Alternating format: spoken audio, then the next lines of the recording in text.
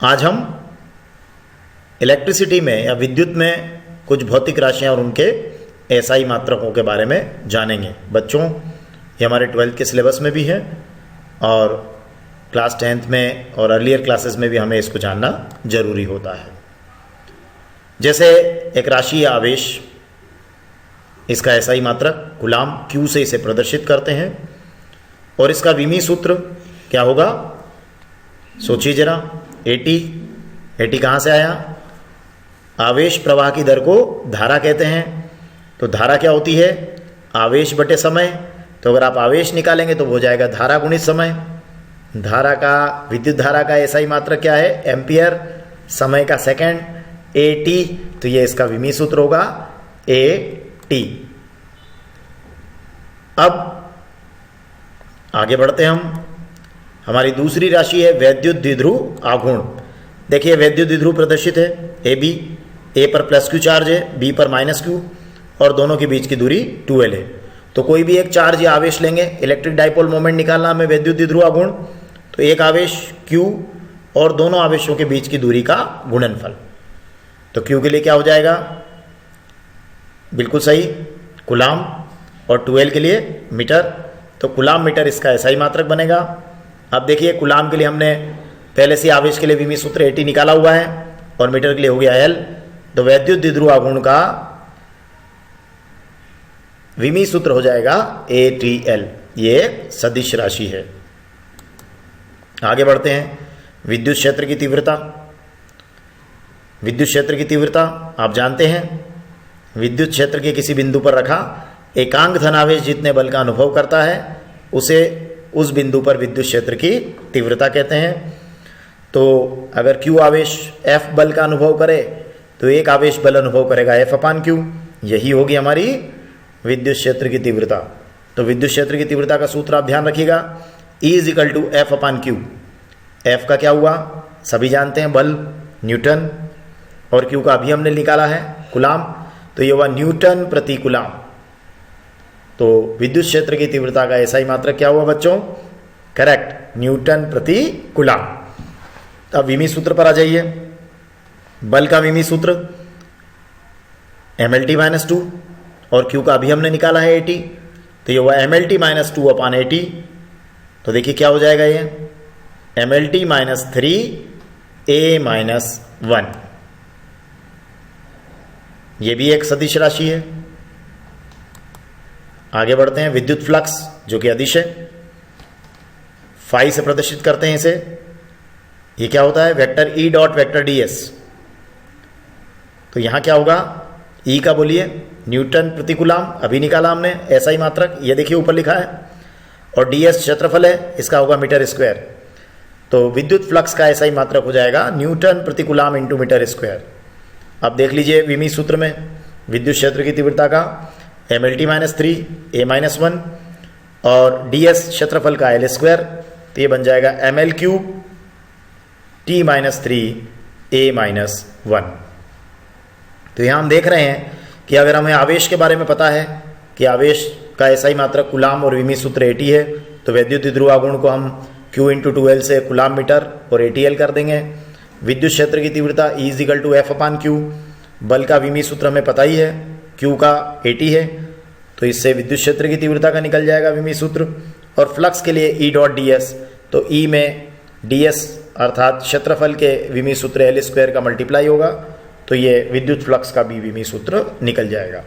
तो ये राशियां हमें दिखाई दे रही है, सब एक के बाद एक। अगर हमें एक के बारे में पता है, दूसरे का फार्मूला पता है, तो हम आसानी से उसके बारे में जानकारी ले सकते हैं। फिर से देख लीजिएगा, आवेश का कूलाम Q, विमी सूत्र AT, वैद्युत द्विध्रुव आघूर्ण P से प्रदर्शित करते हैं Q × 2L। Q coulomb, 2L metre, coulomb metre, और विमी सूत्र में Q का AT और 2L का कैपिटल L। तो ये हुआ ATL। अगर विद्युत क्षेत्र की तीव्रता की बात करें हम, तो ये होता है E = F/Q।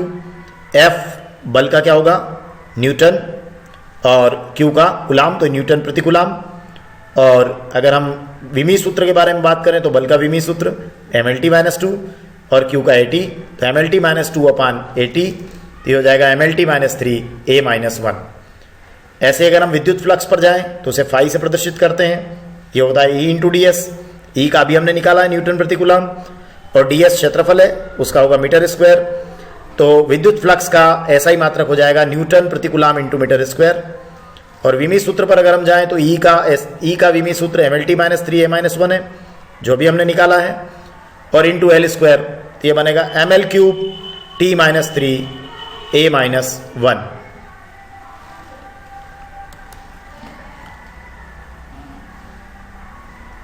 आगे बढ़ते हैं हम, अब विभव पर आते हैं। विभव क्या होता है? एकांक धनावेश को अनंत से विद्युत क्षेत्र के किसी बिंदु तक लाने में किया गया कार्य उस बिंदु पर विभव कहलाता है। तो बच्चों, आपने कक्षा 10वीं में भी पढ़ा है कि Q आवेश को लाने में यदि W कार्य करना पड़े तो एक आवेश को लाने में करना पड़ेगा W/Q कार्य, और यही क्या है? विभव है। तो V इज इक्वल टू होता है W/Q, अदिश राशि है।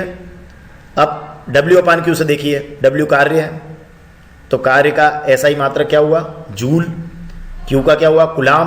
तो ये हो जाएगा जूल प्रति कूलाम, और जूल प्रति कूलाम को हम बोलेंगे वोल्ट। तो ये विभव का ऐसा ही मात्रक हो जाएगा वोल्ट। और हम अगर विमी सूत्र पर जाएं तो कार्य का विमी सूत्र W/Q है बेटा। तो W का क्या हुआ? ML स्क्वायर T माइनस 2, और Q का हुआ AT। तो ये बन जाएगा ML square T minus 3 A minus 1। तो ये हमारे विभव जो अदिश राशि है उसका ऐसा ही मात्रक वोल्ट, और विमी सूत्र हुआ ML square T minus 3 A minus 1। V is equal to W/Q से इसकी गणना करेंगे। अब हम अगली राशि पर आते हैं, धारिता। C is equal to Q/V। ध्यान रखना बच्चों, C is equal to Q/V में तीनों अदिश हैं, C भी अदिश है, Q भी अदिश है, और V भी अदिश है। अब C is equal to Q/V में देख लीजिए, Q का कूलाम और V का वोल्ट, तो कूलाम प्रति वोल्ट, और कूलाम प्रति वोल्ट को हम कहते हैं फेरेड। तो ये हो जाएगा धारिता का ऐसा ही मात्र क्या हुआ? फेरेड।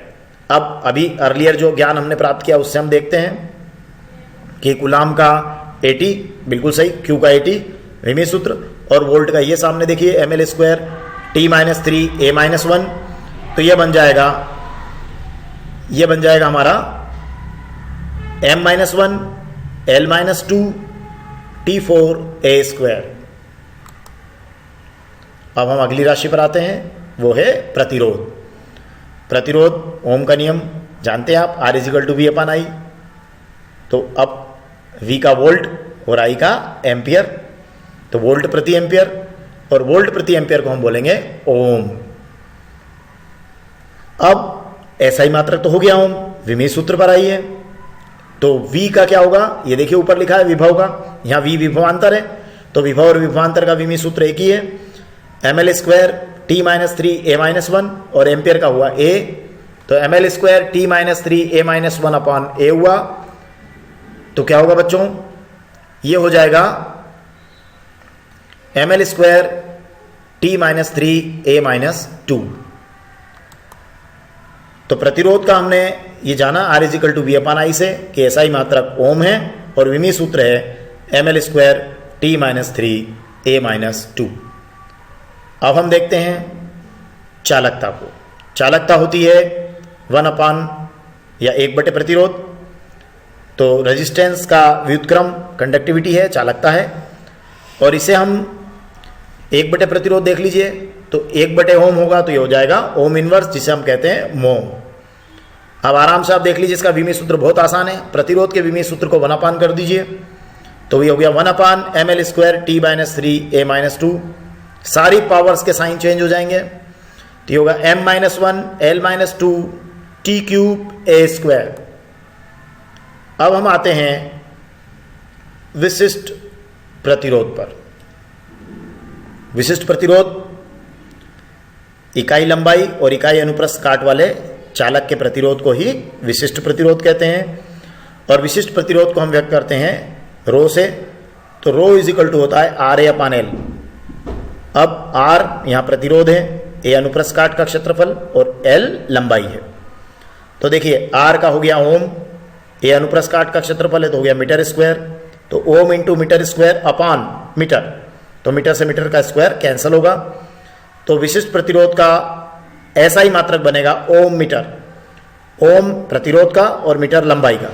तो प्रतिरोध का ऐसा ही मात्रक लिख दीजिए, ये हो रहा ऊपर ml² t-3a-2, और मीटर का लिख दीजिए L, तो ये बन जाएगा ml³ t-3a-2। अब हम बात करेंगे विशिष्ट चालकता, जिसे सिग्मा से प्रदर्शित करते हैं। ये होता है 1/, विशिष्ट प्रतिरोध। तो विशिष्ट प्रतिरोध का ऐसा ही मात्रक ओम मीटर है, तो हो गया 1/, ओम मीटर, ये हो जाएगा ओम इनवर्स मीटर इनवर्स। अब विशिष्ट प्रतिरोध का विमी सूत्र लिख दीजिए और उसको 1/, कर दीजिए, तो 1/, ml³ t-3a-2। सारे पावर्स का साइन चेंज कीजिए, m-1 L-3 t³ a²। तो यहां हम ये देख रहे हैं कि अगर सारी राशियां एक दूसरे पर डिपेंड करती है, हमें अगर प्रारंभिक तौर पर 2-3 राशियों के एसआई मात्रक और विमी सूत्र पता है, और इन राशियों के अगर हमें सूत्र पता है, तो हम आसानी से इनके एसआई मात्रक और विमी सूत्र की गणना कर सकते हैं। धन्यवाद।